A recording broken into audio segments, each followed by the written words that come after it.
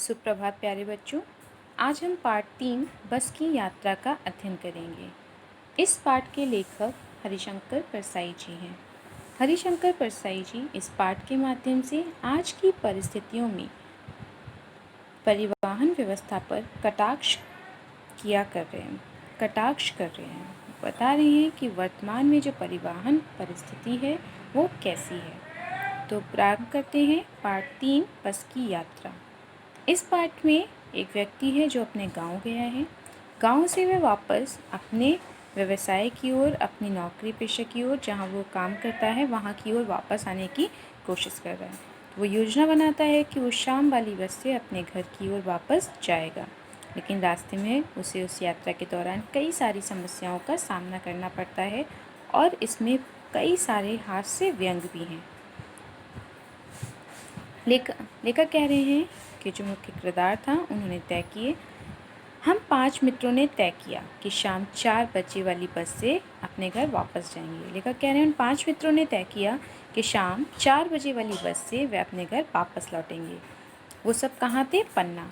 तो लेखक बता रहे हैं कि पन्ना से एक बस थी जो सतना के लिए हर घंटे भर के बाद मिलती थी, जो जबलपुर की ट्रेन मिला देती। क्या था कि लेखक जो थे वो पन्ना में थे। पन्ना से वे सतना तक बस के द्वारा जाते और बस से सतना से वो ट्रेन पकड़कर जबलपुर की ओर आगे बढ़ते।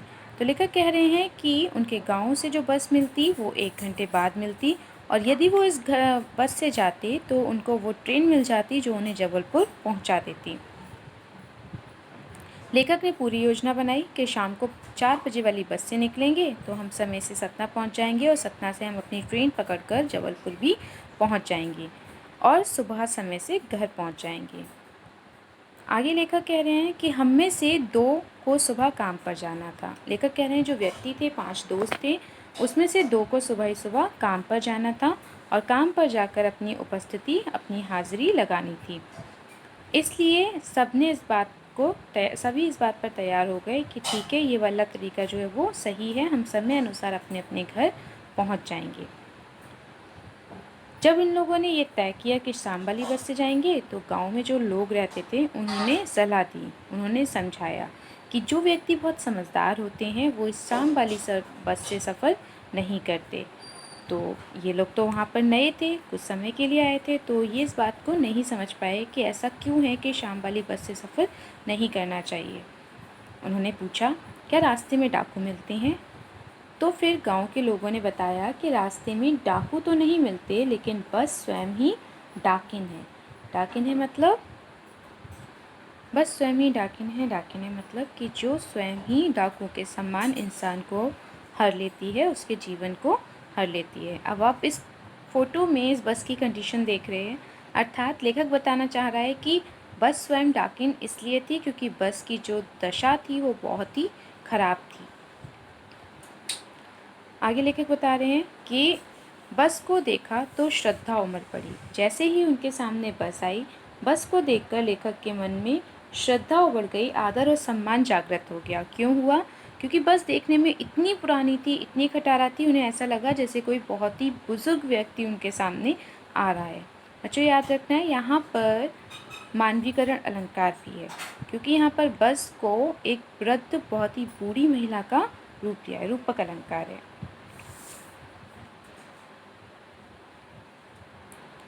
लेखक कह रहे हैं जो बस थी उसे देखकर हमें श्रद्धा भाव उमड़ पड़ा। खूब वयोवृद्ध थी। वयोवृद्ध मतलब बहुत ही अधिक बूढ़ी और सुलझी हुई, सदियों के अनुभव के निशान लिए हुई थी। बस की अवस्था को देखकर ऐसा लग रहा था जैसे जाने वो कितने समय का अनुभव अपने साथ लिए चल रही है। लोग इसलिए इससे सफ़र नहीं करना चाहते थे कि वृद्धावस्था में इसे कोई कष्ट ना हो। लेखक ने यहाँ भी एक व्यंग किया कि शायद लोग इसमें इसलिए सफ़र नहीं करना चाहते कि ये बहुत बूढ़ी हो चुकी है, और जैसे हम वृद्ध महिला को कष्ट नहीं देना चाहते वैसे ही इस वृद्ध बस को भी कष्ट नहीं देना चाहते। यह बस पूजा के योग्य थी। लेखक कह रहे हैं कि मेरे हिसाब से तो इस बस को एक जगह खड़ा करके इसकी पूजा करनी चाहिए। ये इतनी बुजुर्ग हो चुकी थी, उस पर सवार कैसे हुआ जा सकता है? लेखक कह रहे हैं इस हिसाब से इस पर सवार होना उचित नहीं है। आगे क्या हुआ? फिर बस के जो हिस्सेदार हैं, बस के जो पार्टनर थे, उन्होंने बात बताना शुरू किया। लेखक ने कहा, बस कंपनी के एक हिस्सेदार भी उसी बस में जा रहे थे। जो बस का पार्टनर था वो भी उसी बस में सफ़र कर रहा था। लेखक कह रहे, हमने उनसे पूछा, यह बस चलती भी है? तो उस पार्टनर ने कहा, चलती है, क्यों नहीं चलेगी, अभी चलेगी। फिर हमने उनसे फिर पूछा, देखने में तो वो लेखक कह रहे हैं, फिर हमने भी यही कहा कि हम भी यही देखना चाहते हैं कि इतनी वृद्ध अवस्था में, इतनी खराब अवस्था में ये बस कैसे चलती है। अपने आप चलती है, लेखक ने दूसरा व्यंग किया। तो जो बस के हिस्सेदार थे उन्होंने कहा, जी हाँ, अपने आप चलती है, और कैसे चलेगी। लेखक ने फिर हंसकर कहा, गजब हो गया, ऐसी बुरी अवस्था वाली बस, ऐसी वृद्धावस्था वाली बस स्वयं चलती है। आगे हम आगा पीछा करने लगे। फिर क्या था कि लेखक को अब डर लगने लगा, कोई आगे हो रहा, कोई पीछे हो रहा, जाने के लिए आगे बढ़ने की कोशिश कर रहे, फिर पीछे होने की कोशिश कर रहे।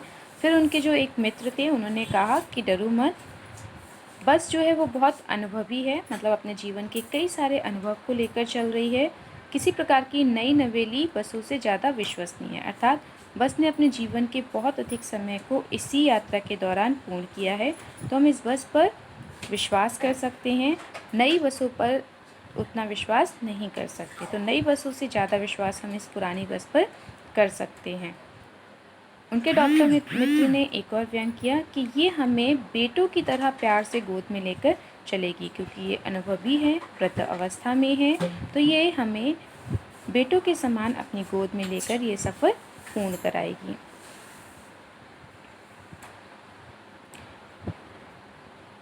आगे लेकर कह रहे हैं कि हम बैठ गए। जो लोग छोड़ने आए थे वो हमें इस तरह देख रहे थे जैसे कि वो हमें कोई अंतिम विदाई दे रहे हो। यहाँ भी एक व्यंग है। लेखक कह रहे हैं कि हम बस में बैठ गए। जो लोग हमें विदा करने आए थे वो हमें ऐसे देख रहे थे जैसे कि वो हमें अंतिम विदाई दे रहे हों। उनकी आंखों में साफ साफ नज़र आ रहा था कि जो लोग इस संसार में आए हैं उन लोगों को इस संसार को छोड़कर एक दिन ज़रूर जाना पड़ेगा, चाहे वो राजा हो, चाहे गरीब रंग हो, या फिर फ़कीर हो। आदमी को कूच करने के लिए, आदमी को आगे बढ़ने के लिए, कूच मतलब आगे बढ़ना, आगे बढ़ने के लिए निमित्त मतलब साधन, कोई ना कोई साधन की आवश्यकता होती है। अर्थात जीवन में आए हैं, जीवन से मृत्यु को प्राप्त करने के लिए हमें किसी न किसी साधन की व्यवस्था पड़ेगी, भले ही अब हमारे लिए ये खटारा बस क्यों ना हो। आगे बता रहे हैं कि इंजन सचमुच स्टार्ट हो गया। बस का इंजन स्टार्ट हो गया, ऐसे जैसे सारी बस ही इंजन हो। ऐसा लग रहा था कि इंजन किसी एक जगह पर स्थिर नहीं है। इंजन के स्टार्ट होते ही पूरी बस में कंपन होने लगा और ऐसा लगने लगा जैसे पूरी बस ही इंजन है। हम इंजन के भीतर बैठे हैं और ऐसा प्रतीत नहीं हो रहा कि हम बस के भीतर बैठे हैं, ऐसा लगा कि हम इंजन के भीतर बैठे हैं। कांच बहुत कम बचे थे। लेखक कह रहे हैं उस बस में जो कांच थे, शीशे थे खिड़कियों पर, वो बहुत कम बचे थे और जो बचे थे उनसे हमें बचना था। और लेखक बता रहे हैं जो थोड़े बहुत शीशे थे उनसे हमें बचना था, क्योंकि वो टूटे फूटे थे, वो कभी भी किसी को भी नुकसान हानि पहुंचा सकते थे। आगे बता रहे हैं कि हम फ़ौरन खिड़की से दूर सरक गए, मतलब दूर हो गए। इंजन चल रहा था, हमें लग रहा था कि हमारी सीट के नीचे ही इंजन है। इंजन जो था वो चल रहा था, गर्म हो रहा था और हमारी सीट इस तरह से कंपन कर रही थी कि हमें लग रहा था कि हमारी सीट के नीचे ही इंजन रखा हुआ है। आगे बता रहे हैं कि बस सचमुच चल पड़ी। लेखक कह रहे हैं हमें ऐसा लग रहा था कि ये गांधी जी के असहयोग और सविनय अवज्ञा आंदोलन के वक्त अवश्य जवान रही होगी।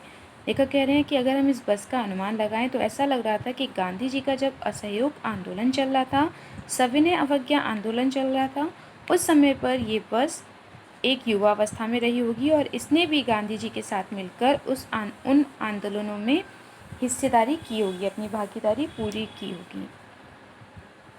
उसे ट्रेनिंग मिल चुकी थी, वो अब एक ट्रेन बस थी, मतलब उसे पूरी तरह से योजना बनानी आती थी कि किस तरह से हमें कार्यरत रहना है।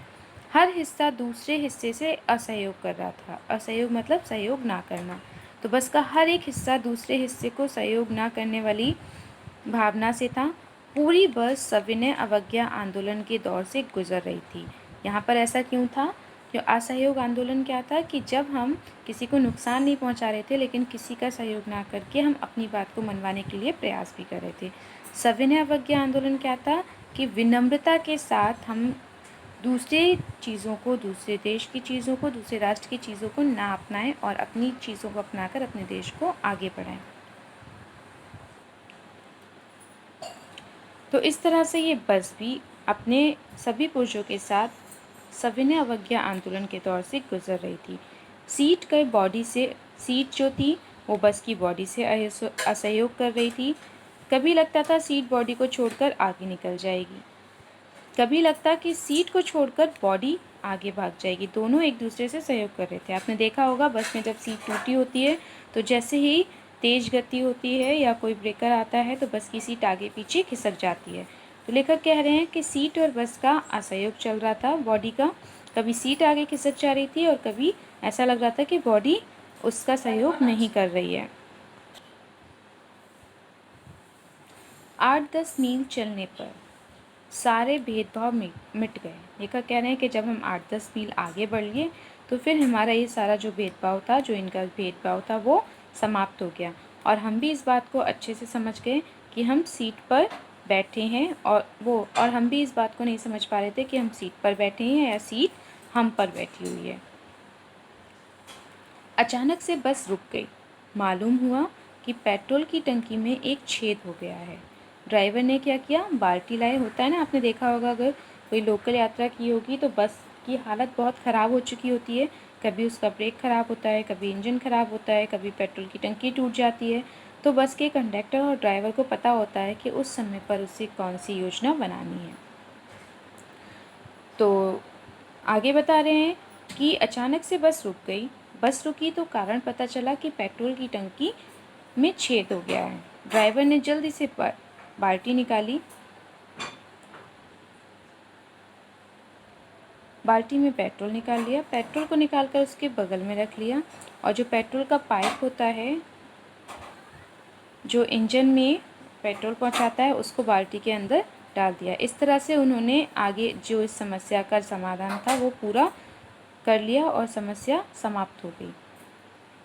लेखक कह रहे हैं, अब मैं उम्मीद कर रहा था कि थोड़ी देर बाद बस कंपनी के हिस्सेदार इंजन को निकालकर गोद में रख लेंगे। यहाँ पर भी एक व्यंग्य है। लेखक कह रहे हैं कि ये हालत देखकर मुझे लगा कहीं ऐसा ना हो कि इस बस को प्यार से चलाने के लिए बस के जो हिस्सेदार हैं, बस के जो पार्टनर हैं, वो इंजन को निकाल कर ही गोद में रख लेंगे और फिर इस बस को चलने के लिए प्रोत्साहित करेंगे। और वो प्रक्रिया कैसी लगेगी, जैसे कि माँ अपने बच्चे को शीशी से दूध पिला रही हो। ऐसा ही होता है ना कि इंजन को गोद में रखा जैसे कि किसी बच्चे को गोद में रखा है और पाइप को इंजन में लगाया जैसे कि बच्चे के मुंह में दूध की बॉटल लगाई हो। तो इस तरह से बस को एक बच्चे के समान, इंजन को एक बच्चे के समान संभाल कर आगे ले जाने का प्रयास किया जाएगा। लेखक बता रहे हैं, बस की रफ्तार अब 15-20 मील हो गई थी। मुझे बस के किसी भी हिस्से पर कोई भी भरोसा नहीं था। ब्रेक भी फेल हो सकते थे, स्टीयरिंग भी टूट सकती थी और प्राकृतिक दृश्य जो सबको बहुत ही सुंदर लगते हैं, जैसे कि हरे भरे पेड़ पौधे, पक्षी जो बस के दोनों तरफ बैठे हुए थे। लेकिन इस समय पर मुझे ये प्राकृतिक दृश्य जो थे वो बहुत ही डरावने लग रहे थे। मुझे हर एक पेड़ अपना दुश्मन लग रहा था। मुझे डर था कि कहीं जाकर मेरी बस किसी पेड़ से टकरा गई तो क्या होगा, मैं इस संसार में नहीं रहूँगा। और जैसे ही एक पेड़ निकल जाता दूसरा पेड़ आता, मेरे अंदर वो दहशत जो है, वो डर जो है वो बनता चला जाता। यदि रास्ते में मुझे कोई झील दिखती तो मैं अपने विचारों में ही सोचने लगता कि बस जो है वो झील में गिर गई है और हम सब बस के अंदर उस झील में गोते लगा रहे हैं और बस भी झील में गोते लगा रही है। एकाएक बस रुकी। एकाएक मतलब अचानक से फिर बस रुक गई। ड्राइवर ने तरह तरह की तरकीबों की ड्राइवर ने अनेक तरह के प्रयास किए लेकिन वो बस नहीं चली। सविनय अवज्ञा आंदोलन शुरू हो गया। अब क्या था कि बस ने अपना जो आंदोलन था वो प्रारंभ कर लिया। कंपनी के हिस्सेदार कह रहे थे बस तो फर्स्ट क्लास है, लेकिन उसके बाद भी कंपनी के जो हिस्सेदार थे, बस के जो पार्टनर थे, वो कह रहे थे बस हमारी एकदम फर्स्ट क्लास है। ये तो इत्तेफाक की बात है, ये तो अचानक की बात है, संयोग की बात है कि अचानक से आज बस रुक गई है। छीड़ चांदनी में वृक्षों की छाया के नीचे। आगे लेकर कह रहे हैं छीड़ चांदनी मतलब चमकती हुई चांदनी रात में, कमज़ोर चांदनी रात में वृक्षों की छाया के नीचे वह बस बड़ी ही दयनीय लग रही थी। वो बस जो थी वो खराब थी। अचानक से रुककर वो ऐसा लग रहा था कि उसे हमारे प्रेम भाव और सहयोग और दया की आवश्यकता है। लगता जैसे कोई वृद्ध थक कर बैठ गई हो। उस बस को उस परिस्थिति में देखकर ऐसा लग रहा था जैसे चांदनी रात में पेड़ की छाया में कोई वृद्ध अवस्था में बूढ़ी महिला बैठकर थक गई हो। हमें ग्लानि हो रही थी। ग्लानि मतलब शर्मिंदगी। हमें शर्मिंदगी महसूस हो रही थी कि इस बेचारी पर लदकर हम चले आए हैं। इस इतनी बुरी अवस्था में इस बस के ऊपर बैठकर हम सब यात्रा कर रहे हैं। अगर इसका प्राणांत मतलब अंतिम समय, अगर यदि इसका अंतिम समय आ गया और ये बस यहीं की यहीं रुक गई तो फिर इस सुनसान जंगल में हम इनका अंत्येष्टि मतलब अंतिम कर्म कहाँ से करेंगे। इस पाठ में फिर लेखक ने बताया कि एक बस है जो बहुत ही वृद्ध अवस्था में है, उसकी हालत बहुत ख़राब है और वो बस अब बुरी तरह से थक कर एक पेड़ के नीचे खड़ी हो गई थी। उस बस को देखकर ऐसा प्रतीत हो रहा था जैसे कि वृद्ध अवस्था में कोई महिला बहुत अधिक थक कर बैठ गई है। तो लेखक ने कल्पना की कि यदि ये बस अचानक से यहाँ पर अपने प्राणों को त्याग देगी तो यहाँ पर इसका अंतिम कर्म भी नहीं हो पाएगा। अब क्या हुआ? हिस्सेदार साहब ने इंजन को खोला, उसमें कुछ तरकीबें लगाई, सुधार किया और फिर बस आगे चलने लगी। उसकी जो गति थी वो और अधिक कम हो गई थी। धीरे धीरे वृद्धा की आंखों की ज्योति, धीरे धीरे मतलब धीरे धीरे करके उस बूढ़ी बस की आंखों की ज्योति भी कम होने लगी थी। उसकी जो लाइट थी वो भी कम होने लगी थी। चांदनी में रास्ता टटोलकर वह रेंग रही सी लग रही थी। ऐसा लग रहा था कि चांदनी रात है, चंद्रमा की रोशनी में वह वृद्ध महिला रास्ता टटोल टटोल के रास्ता ढूंढ ढूंढ कर आगे बढ़ने की कोशिश कर रही है। आगे या पीछे से कोई गाड़ी आती, यदि उस बस के आगे पीछे से कोई गाड़ी आती तो वो बहस नहीं करती, वो बस क्या करती, एक किनारे से चलने की कोशिश करती और उन नई बसों को, गाड़ियों को कहती कि निकल जाओ बेटी, वह तो अब बहुत बूढ़ी हो चुकी है और वो बूढ़ी होने के कारण बहुत धीमी गति से चलेगी। अर्थात पीछे आने वाली सभी गाड़ियों को वो चुपचाप रास्ता दे देती। आगे बताया जा रहा है कि एक पुलिया के ऊपर, जैसे ही बस एक पुलिया के ऊपर पहुंची, उसका टायर जो था वो फिस करके एकदम बैठ गया, थम गया। स्पीड में होती तो उछलकर नाले में जा गिरती। लेखक कह रहे हैं कि उसमें पंचर हो गया, तो अगर गाड़ी की गति, बस की गति बहुत तेज़ होती तो वो जाकर नाले में भी गिर सकती थी। लेखक कह रहे हैं अब मैंने कंपनी के जो हिस्सेदार थे, बस के जो हिस्सेदार थे, उसकी तरफ बहुत ही श्रद्धा भाव से देखा और वह टायरों की हालत जानते थे। उन्होंने क्यों देखा? क्योंकि जो कंपनी के हिस्सेदार थे वो अपनी बस की हालत और बस की सभी पुर्जों की हालत बहुत अच्छे से जानते थे। उसके बाद भी अपनी जान को अपनी हथेली पर लेकर चल रहे हैं और साथ ही साथ इतने सारे लोगों से भी उस बस में यात्रा करवा रहे हैं।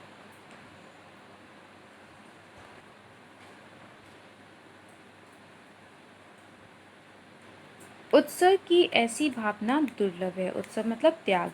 ऐसी त्याग की भावना मैंने कहीं नहीं देखी। जिसे अपने बस की हालत पता है कि कभी कोई भी हादसा हो सकता है, लेकिन फिर भी वो इस बस में स्वयं भी यात्रा कर रहे हैं और इतने सारे लोगों की जान को भी हथेली पर लेकर चल रहे हैं। लेखक कह रहे मैं सोच रहा था इस आदमी में कितना साहस और बलिदान है। यदि ये अपने साहस और बलिदान का उपयोग सही दिशा में करे तो कितना बड़ा क्रांतिकारी आंदोलन बन सकता है और ये उस क्रांतिकारी आंदोलन के नेता भी बन सकते हैं। अगर बस नाले में गिर पड़ती तो हम सब मर जाते और देवता बाहें पसार के उसका इंतज़ार करते।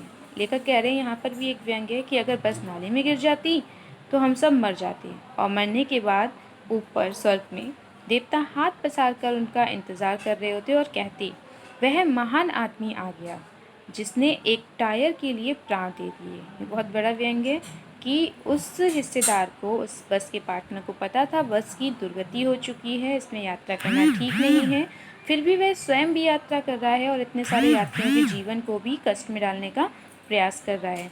तो इन सारे प्रयासों के लिए, इस क्रांतिकारी नेता के लिए स्वयं भगवान हाथ पसारे खड़े होते और फिर कहते कि ये वही महान आदमी है जिसने टायर के लिए अपने प्राण दे दिए, मगर मजाल है जो टायर को दूसरा लगवाया हो।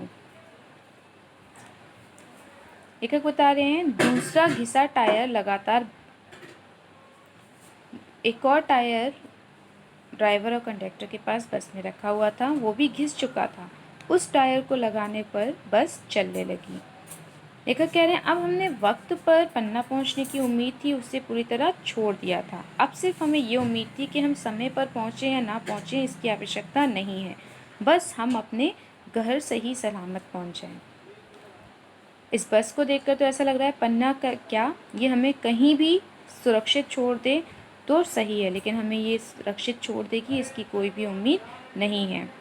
लगता था जिंदगी इसी बस में गुजारनी होगी। इस बस की हालत को और इस यात्रा को देखकर ऐसा प्रतीत हो रहा था कि जीवन भर हम इसी बस में यात्रा करते रहेंगे। इस पृथ्वी पर उसकी कोई मंजिल नहीं है और हम जब यात्रा करते रहेंगे तो यात्रा करते करते हम सीधे कहाँ जाएंगे, स्वर्गलोक पहुँच जाएंगे। इस पृथ्वी पर उसकी कोई भी मंजिल नहीं है। हमारी बेताबी, जो हमारी उत्सुकता थी, हमारी जो बेताबी थी, हमारा जो तनाव था खत्म हो चुका। बेताबी किस बात की थी? समय पर पहुंचने की। तनाव किस बात का था? कि बस हमें नुकसान ना पहुंचाए, लेकिन 2 से 3 हादसे देखकर हमारा जो तनाव था वो भी खत्म हो गया। अब हम बड़े ही इत्मीनान, बहुत ही शांति से घर की तरह बैठ गए। अब हम एकदम शांति से बस के अंदर बैठ गए। चिंता लेकिन अब भी हमारे मन में थी, लेकिन अब हम शांत हो चुके थे, समय पे पहुंचने की इच्छा को छोड़ चुके थे और डर क्या था, 2-3 हादसे देख चुके थे, इसलिए हमारे मन का डर भी अब कम हो गया था। अब हमने सोचा ये घर है और हम इत्मीनान और आराम से बैठ गए, लेकिन डर अब भी बाकी था कि कहीं कुछ हो ना जाए।